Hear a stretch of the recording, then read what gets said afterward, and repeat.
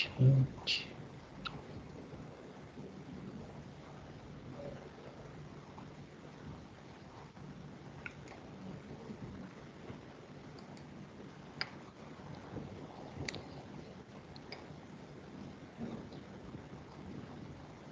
Anyone have opened the camera? I cannot see your face. Yeah.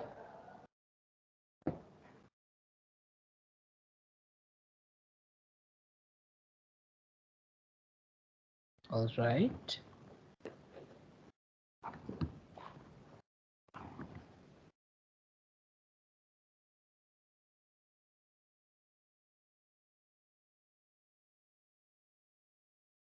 Memang sudah pakai itu tadi koneksi UK.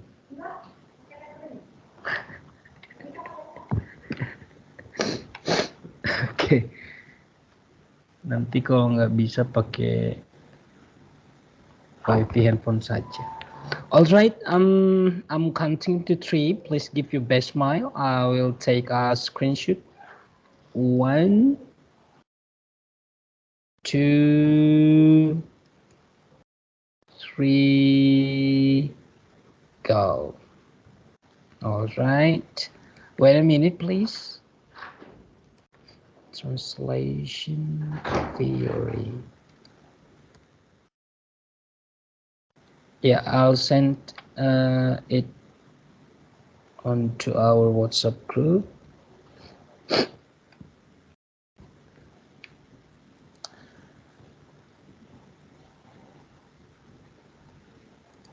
Okay.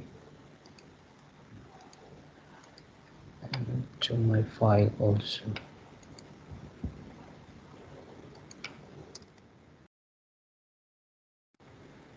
Yeah, one more sheet, please. Langsung tutup aja ya kalian ya. Kebiasaan si kucing garong. 1, 2, 3, go.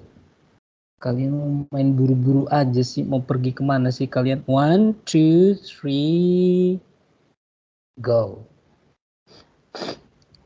Ya udah tutup situ ya. Sekarang tutup.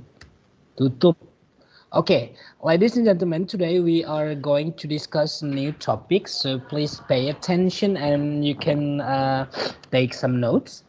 And this topic, I can say that this topic is very important to you for those who want to take your research later on. How to analyze translation based on translation methods, yeah, and maybe in coming weeks, maybe next 2 weeks, yeah, we'll study about translation strategies. So these two topics are very useful or beneficial to you. This is the topics that most of the students who are majoring in translation studies, they analyze translation work based on method and strategies. All right, so I'm going to share my screen to all of you. Please give me respond if you have seen my PowerPoint. Can you see my PowerPoint now? Yes, sir. Yeah. Yes, sir. All right. Yes, sir. I will start my explanation about this. Okay. The topic for today's meeting is translation methods proposed by Newmark in his book in 1988. No, 88. Yeah. Oh, yes. 1988. Yeah. Newmark said that translation methods relate to the whole text, not per sentence, not per word. Yeah. Okay. If you see on internet, some of the students who have taken their research method in translation studies, they took wrong topic for analyzing their translation uh, research, yeah, their translation studies. They took translation methods as the basis or as the analysis to their data, yeah. But according to Newmark, yeah, translation methods are used to analyze the whole text, not per sentence, yeah, not the units of the sentence such as phrase, clause, words, yeah, and even phones or yes, phones, phonology, yeah, more uh, yeah, morpheme. It's a kind of uh, yeah, phonology, morphology, and semantics, yeah. But according to Newmark, we cannot analyze a word or a sentence using translation methods, yeah. Okay, translation methods relate to the whole text. For example, a paragraph, two paragraphs, or a page of text, yeah.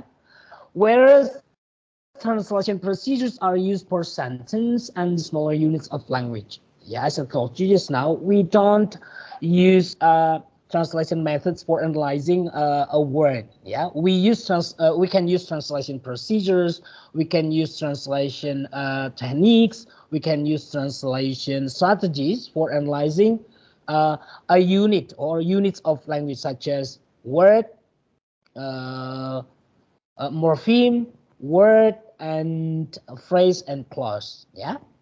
So based on Newmark, he grouped translation methods into 8 categories. For number one, uh, he called it word for word translation. The second is called literal translation. The third is faithful translation. The fourth, semantic translation. The fifth, adaptation. The sixth, free translation. The seventh, idiomatic translation. And the last, the eighth, is called communicative translation. So what are the differences among these 8 categories? So let's see one by one. So we start from yeah, the first one. Sorry. Yeah, the first one is word for word translation. So this method is used usually for the amateur translator. Yeah, yeah. The SO word order is preserved and the words translated singly by their most common meanings. And the translation result is out of context. Yeah, as I told you the previous meetings, if we translate the source language text into target language text without gaining the meaning, so it is called an yeah, undynamic or unnatural translation, or we fail the translation process. Yeah. So the best translation based on what expert in translation study said, sometimes we cannot translate word per word. Yeah, even though that is called literal translation, we gain the we transfer the form, but the meaning is not there. Yeah, the meaning is distorted because the translation is literally and it is out of context. So we tend to translate dynamic we use dynamic translation to gain the whole meaning of the text. So it is called in the context, not out of context. For example, the example that I made here is for word translation. As you see here, all the words, all the structure is translated singly and is orderly. Yeah.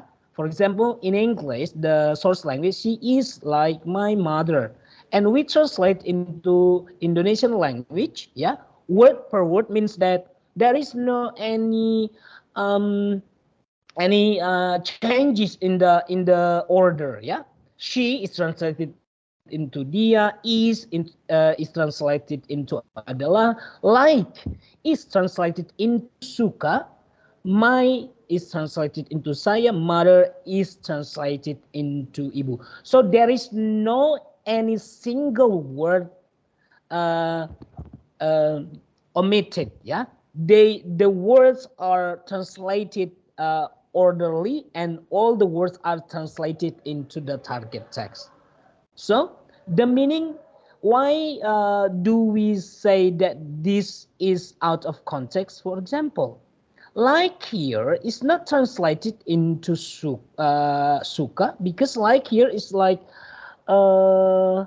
conjunction, right? Like it's similar, yeah. In the synonym of like is similar to, yeah, like, yeah. She has the same characteristics, the same appearances, the same yeah, we can say the same characteristics, yeah. So she is like my mother. If we translate word per word, the meaning is out of context, and the form is not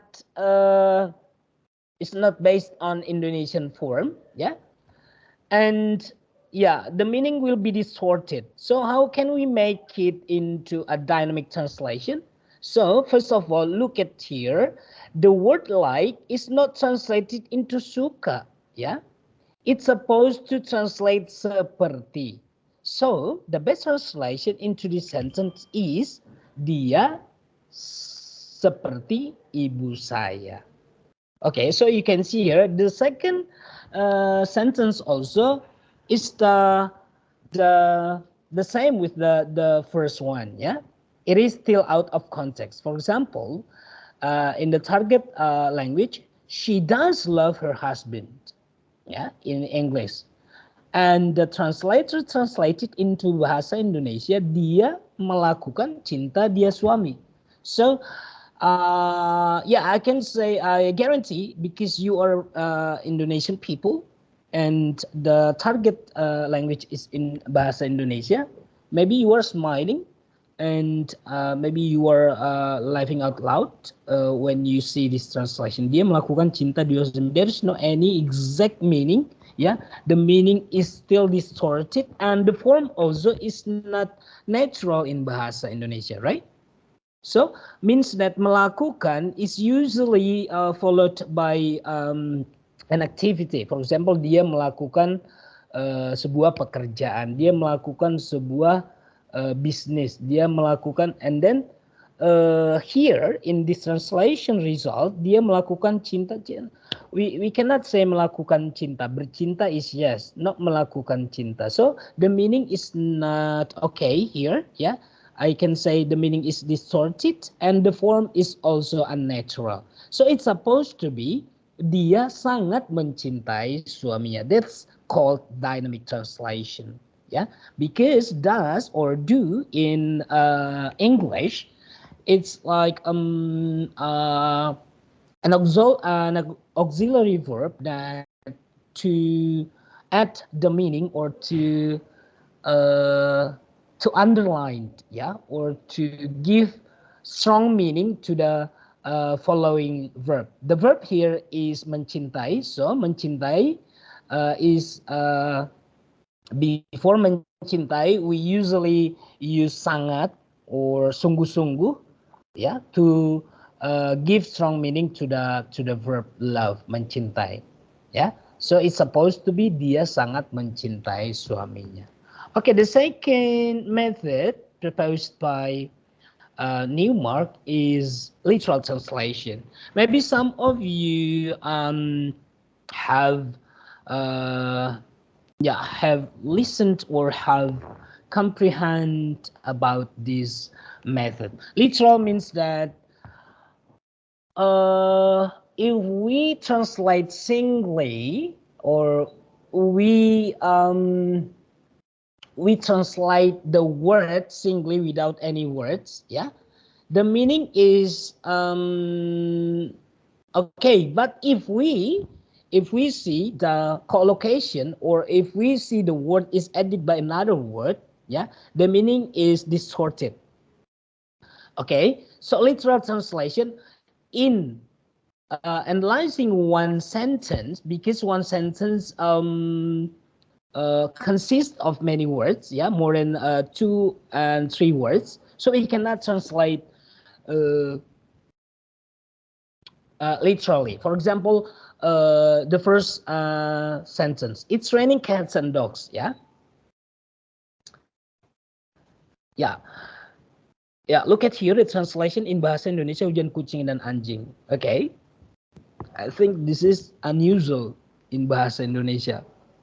Yeah, I never heard this sentence naturally in Bahasa Indonesia hujan kucing dan anjing. Yeah, there is no rain shaped like a cat or dog. Yeah, means that this is idiom, right? It's raining cats and dogs. Its dynamic translation is hujan lebat.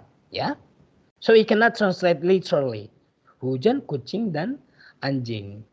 Yeah. Okay. What is the difference between literal translation and word for word translation just now? If we see here, if we translate word per word, itu adalah sedang hujan kucing-kucing dan anjing-anjing. Ya. Okay. But here in literal translation, we cover the natural structure in the target text, but the meaning is distorted. Yeah, we cannot take the meaning because it's translated literally. Yeah. Okay. The second sentence, from the second sentence, maybe you can enrich your knowledge in literal translation. His heart is in the right place. If we translate literally, it will be hatinya berada di tempat yang benar. So as you are Indonesian people, yeah, this translation is not natural, and this yeah, the structure is okay. Yeah, the structure is referring to Indonesian structure, but the meaning is not.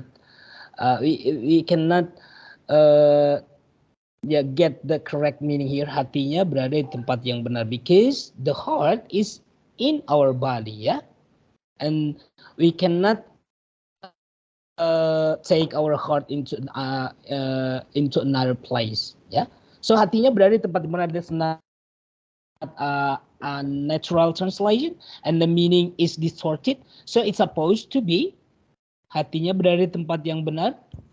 Can you give your dynamic translation, please? Any one of you? His heart is in the right place. What will be a dynamic translation of this sentence? Anyone? Volunteers, please. In Bahasa Indonesia. Mungkin artinya dia orang yang baik ya, Sir. His heart is in the right place. Okay, who is this? Gloria. Okay, you paraphrase you translate by using paraphrase. You use your own words. Dia orang yang baik, is it? Iya. Okay. Any other translation? Thank you, Sylvia. Sylvia. Trivena. Oh, Triviana. Okay, I met you just now, Triviana. Yeah. Is there any translation? I mean, dynamic translation. Maybe you have your own. Ada yang mau coba? Come on.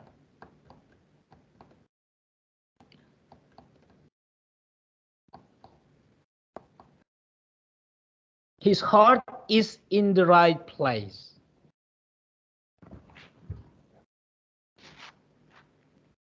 If I say follow your heart, what does it mean?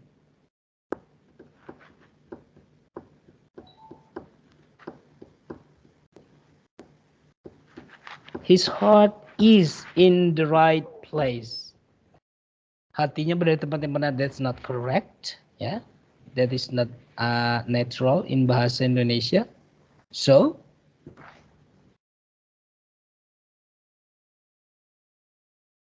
come on, guys. Anyone who wants to try?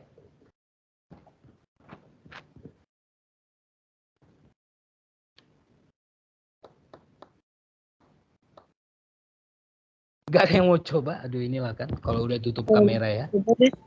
Okay. Who is this? Bernadia, sir. Mungkin kayak lebih ke dia mencoba melakukan hal yang baik.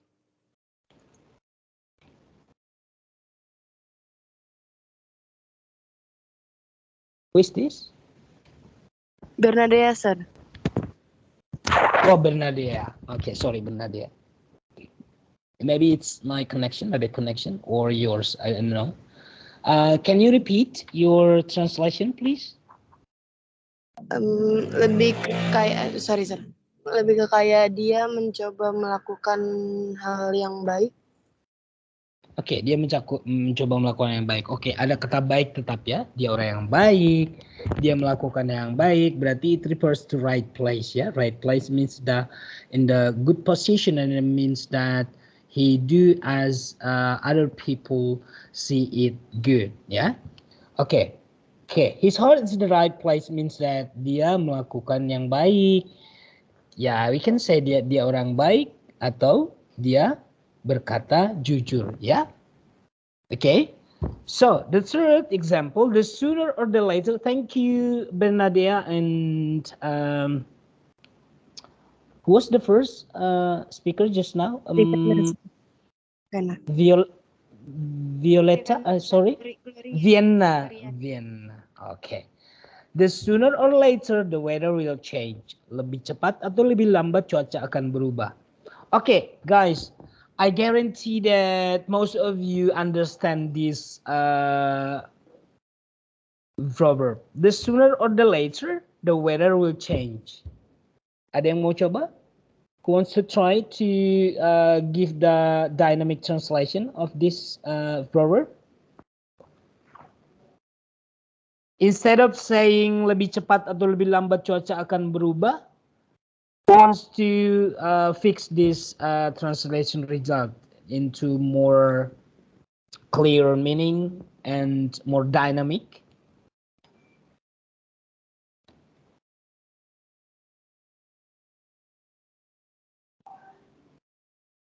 Especially for the bold words, lebih cepat atau lebih lambat. It's not natural in bahasa Indonesia. Cepat atau lambat, cuaca akan berubah. Wow, kalian ini kok ini banget ya. Kalian ini kok lemot gitu. Oke.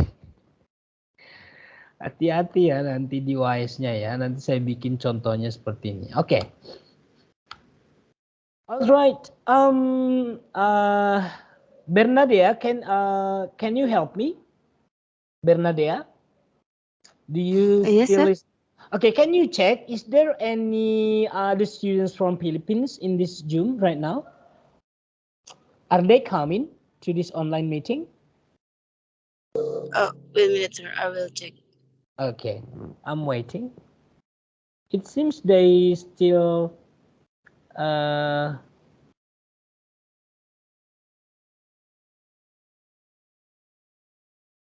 they? No one? Yes, sir. Okay. Yeah, as usual, they will download this video later on and they can study individually at home. Okay, because the schedule is not the schedule I can say in Bahasa Indonesia bentrok means that they have also their other course in this time, yeah. So they still follow this class, but via asynchronous mode. Yeah, thank you, Bernadia, for responding.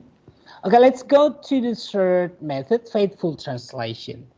So faithful translation means that this method produces the precise contextual meaning of the original within the constraints of the TL grammatical structure. Means that the meaning is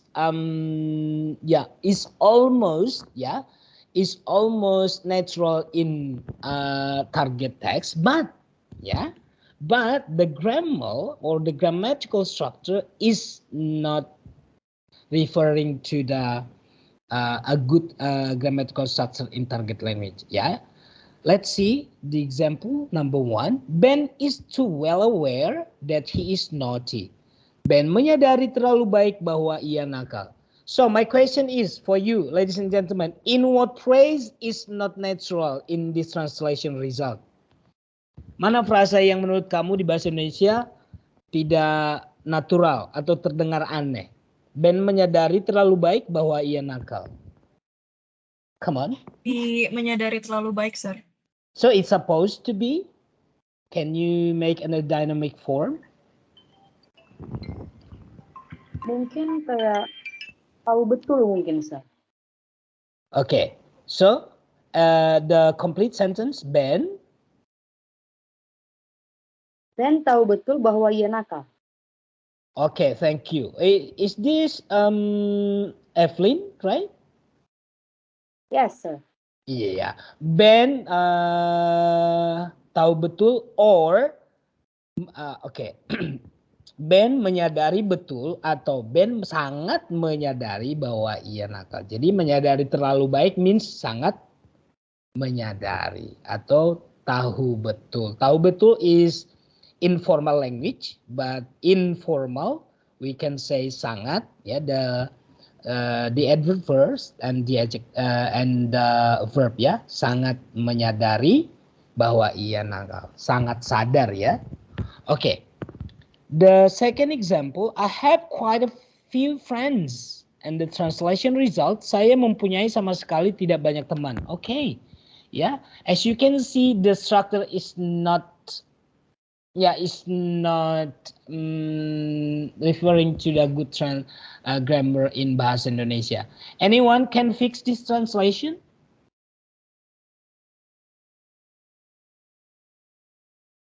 Can I, sir? Yes, who is this? Cahaya, sir. Cahaya. Come on, Cahaya, help us. Sama sekalinya sepertinya duluan, sir. Okay, Saya so? tidak mempunyai banyak teman.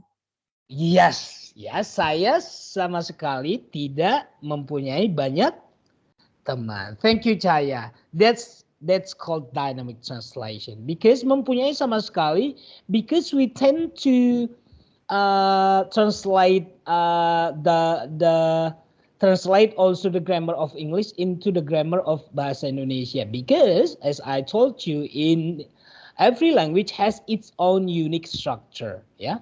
Because we translate here, I have, mempunyai, quite, sama sekali. So the translation is a little bit khaki or not natural in grammar, in the structure. Yeah. So in bahasa, we usually use or write sama sekali and then followed by the verb. Ya. Saya sama sekali mempunyai or tidak mempunyai. Because this is negative, berarti saya sama sekali tidak mempunyai banyak teman. Okay, so the structure, if we follow the structure of English, yeah, into Bahasa Indonesia, we can see the ungrammatical, yeah, means that the grammar is you can say strange, yeah. Because we seldom see sama sekali tidak banyak or mempunyai sama sekali tidak banyak, ya. It's ambiguous and yeah, that's not the structure of Indonesian language, yeah. Okay, so the third example, Mario has no much money, so he cannot afford it. And the translation, using faithful translation, results, Mario memiliki tidak banyak uang sehingga dia tidak bisa membelinya. Ya. Okay, the other students, can you fix this unnatural translation? Especially for the word, yes, who is this? Mario tidak memiliki banyak uang sehingga dia tidak bisa membelinya, sir. Thank you. Who is this? What's your name? Freddy Louis, sir. Freddy Louis, sir. Freddy Louis. Thank you, Freddy. Ya, Mario, can you repeat, Mario? Mario tidak memiliki banyak Yes. uang. Okay. We usually in Bahasa Indonesia we usually put tidak followed by the verb or followed by adjective. Tidak sakit, tidak memiliki, tidak punya, ya. So we don't find verb followed by tidak. Punya tidak, ya. It's supposed to be tidak punya, ya. Okay, memiliki tidak, it's supposed to be tidak memiliki. Thank you, Freddy Lewis. And the fourth method, you can see here semantic translation. Yeah, semantic translation I can say that the fourth translation methods, now the first one, word for word, the second literal, and the third just now faithful, and this one semantic translation. These four translation methods tend to cover the structure and the meaning of the source language text into target language text. It's called like this is not communicative translation, yeah. And from number 5 until number 8, the 5th until the 8th translation methods, we can say these last 4 translation methods tend to be called dynamic translation for the target readers. Yeah. Okay. The fourth translation method proposed by Newmark is semantic translation. Semantic translation, yeah. In semantic translation, we can see that as far as it must take more account of the aesthetic value of the as a text, yeah, source language text, yeah. For example, he's a bookworm, ya, is translated into dia adalah seorang yang suka sekali membaca. So we can say bookworm here is like idiom, right? Idiomatic expression, yeah. But we translate using paraphrase, or we can say longer than the source language text. Bookworm, 2 words, or 1 compound word, bookworm. But in the translation result in Bahasa Indonesia, we can count 1, 2, 3, 4, 5. There are 5 words, yeah. So means that we paraphrase the idiom. He is a bookworm means that seorang yang suka sekali membaca. So that's called semantic. We cannot we don't translate semantically because in Bahasa Indonesia we can find also the idiom that has similar meaning. Bookworm, kutu buku, yes. Kita masih punya, we still have the same idiom, ya, in Bahasa Indonesia, the same meaning and the same idiom, ya, kutu buku. But the translator doesn't translate using semantically or idiomatically, but he tends to translate by using paraphrasing or explaining the idiom. So bookworm means seorang yang suka sekali membaca. So that's called semantic translation. Yeah. The 5th method, translation method, is adaptation. As you can see, this translation method is mostly used when we translate poetry or dialogues in the drama, characters, plots, or the song lyrics, yeah. So as you can see here, this is the most I can say this is song, yeah, song, yeah. This song is translated, the best translation in cultural words, yeah, for cultural words, the best translation we can use adaptation, because adapt means that the meaning is there, but the words may be different, yeah, but the meaning is gained, yeah. Okay, for example, hey Jude, don't make it better. It's translated into kasih di manakah. So it's very different. Yeah, hey Jude. Yeah, we don't translate hey Jude because hey in bahasa also we have greeting hey Jude, the name of the person. Don't make it better. If we translate using literal, jangan membuatnya lebih baik. But we translate di manakah. So it's very yeah, the choice, the word choice is different, yeah, from the target at the source into the target, yeah. Okay, kasih di manakah? Hey Jude, don't make it better. Okay, you can see here there is no any equivalence word, yeah, chosen by the translator. But because this is a song, yeah, we cannot separate the first line from the rest of the sentences. The second line, take a sad song and make it better. Ya, mengapa kau tinggalkan aku? Remember to let her into your heart is translated into ingat-ingatlah kau padaku. And the last line for this stanza, then you can start to make it better, translated into janji setiamu takkan kulupa. Okay, so adaptation is called the freeze form of translation. Why is it called freeze of translation? As I told you just now, the choice, yeah, the choice of the word from the source language into target. So there is no any equivalent or the exact physical word. Yeah, okay. And issues mainly for plays, comedies, poetry, the themes, characters, plots are usually preserved. The source language culture is converted to the TL culture and the text is rewritten. Yeah, the rewritten means that we paraphrase, we use other words, but the meaning is gained, or the meaning is not distorted. Yeah, but still in there. Okay. Okay, my suggestion is when you translate literary works such as poem, song lyrics, yeah, please try to find out the meaning first. Yeah, don't try to translate it literally because the meaning will be distorted.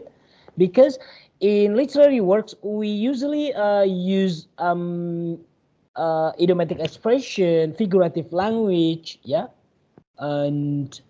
and we cannot translate idioms using literal translation or word for word translation. Yeah, it is better, as Newmark said, it is better to use adaptation. Yeah, for the method for translating song lyrics or poetry or characters. Yeah, they are related to literary works. Okay, the sixth translation method is called free translation.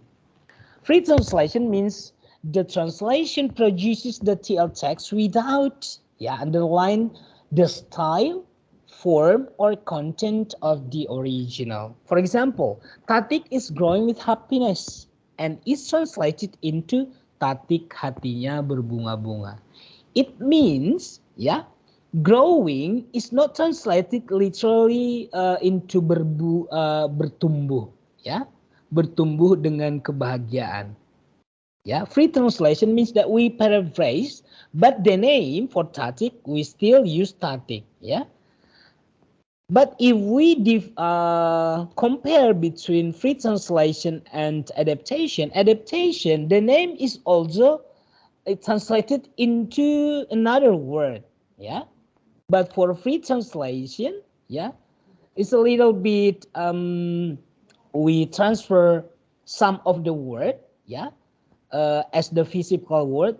For example, Tatik is translated into Tatik, We don't omit the translation for Tatik, So for growing with happiness, we translate into hatinya berbunga, mungkin means the feelings, the feelings of the heart, Okay, the second example, the flowers in the garden. The preposition in is translated into yang tumbuh, So we don't translate di dalam kebun.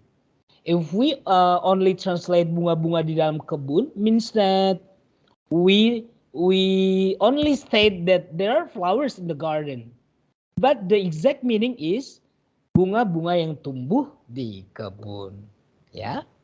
Alright, the third example, how they live on what he made, on what he makes. Ya, bagaimana mereka dapat hidup dengan penghasilannya. So we don't translate what he makes literally into apa yang dia buat, apa yang dia perbuat, apa yang dia lakukan, but we translate into penghasilannya. Ya, so that's called free translation. Alright, the seventh translation method proposed by Newmark is idiomatic translation. Yeah, idiom. Yeah, from the base word idiom, there is a hidden meaning there. We cannot translate word per word. We cannot translate literally because the meaning is in the whole sentence. Yeah. Okay. For example, your cheery mood. You are in cheery mood means that kamu kelihatan ceria. So, cheery mood is not translated into perasaan ceria. But you seem, ya. Kamu kelihatan ceria. Okay. The second example, tell me I'm not in a cage now. Ya. Is translated into katakan padaku, aku sudah bebas. So, I'm not in a cage now is in idiom. Ya. Means that If we say in Bahasa Indonesia di dalam jeruji besi means that you are in a prison, yeah. So means that you are not free, yeah. Okay, so I'm not in a cage now means that you are free, yeah. You have been released, yeah. So this is an idiomatic translation examples. Let's go on to the last translation method. It is called communicative translation. Why is it called communicative? Because the translation is based on the pragmatic fields that whom you are talking to, and then where do you talk to other people, the condition, the place, the setting. Yeah.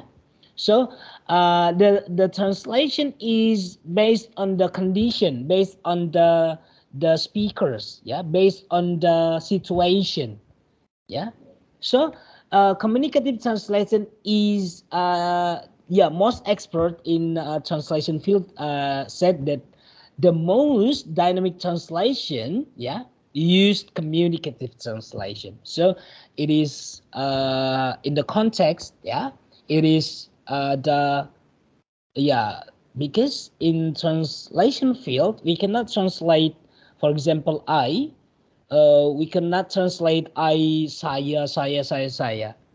For example, if I talk to my professor, I cannot say aku, but I translate I into saya in Bahasa Indonesia. But if I talk to my brother, my sister, my friends, my best friend, I can translate I into aku.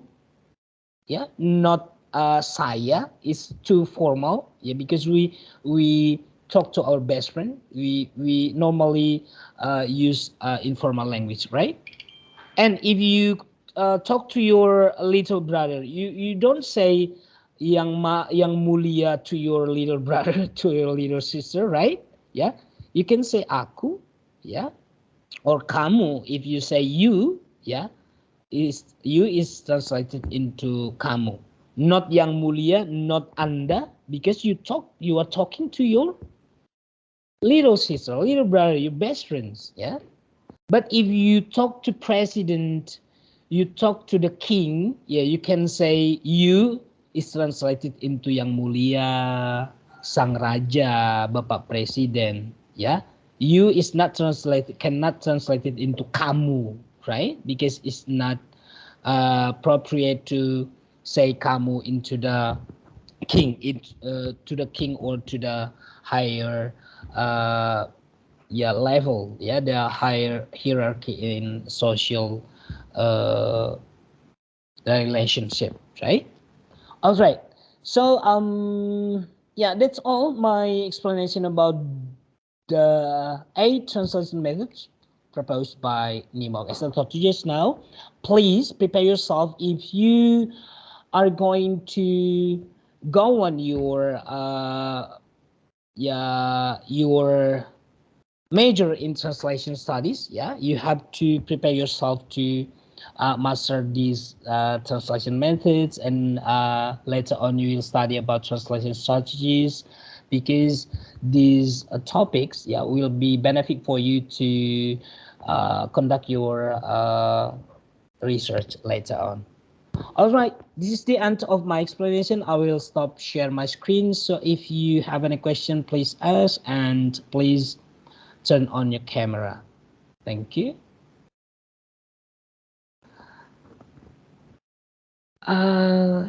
Is it still recorded? Yeah. Thanks God. Yeah, so that your friends from Dimsu will, they can download this video and learn individually at home. That's why I always record our meeting, to fulfill their material or their knowledge in this course. Evelyn?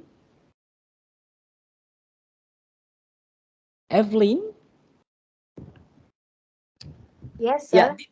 Did you did you tell Nika last night about how to open or how to operate their ICE account? Yes, sir. Have you? I told her, and she's already know the score. Oh, I see. So she already Check. okay, check her score. Yes, sir. All right. Thank you so much, Evelyn, for helping Nika and the other friends. Yeah. Yes. Okay. Okay, sir. Yeah, ladies and gentlemen, this is the 9th meeting, isn't it? Ini minggu ke-9. Am I right? All right.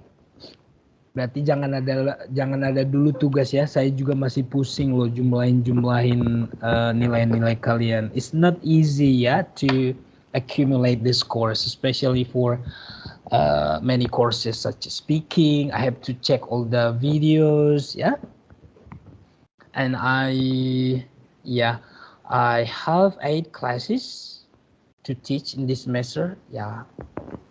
So I need your cooperation. So ladies and gentlemen, if you don't have any question, so let me invite Arthur for leading our prayer to end this meeting, this afternoon meeting. Can you, Arthur? Yes, sir. Yeah, please. Okay, so friends and sir, before we end this meeting, let us pray. I will lead it in Islam because I'm a Muslim. Okay, so pray start.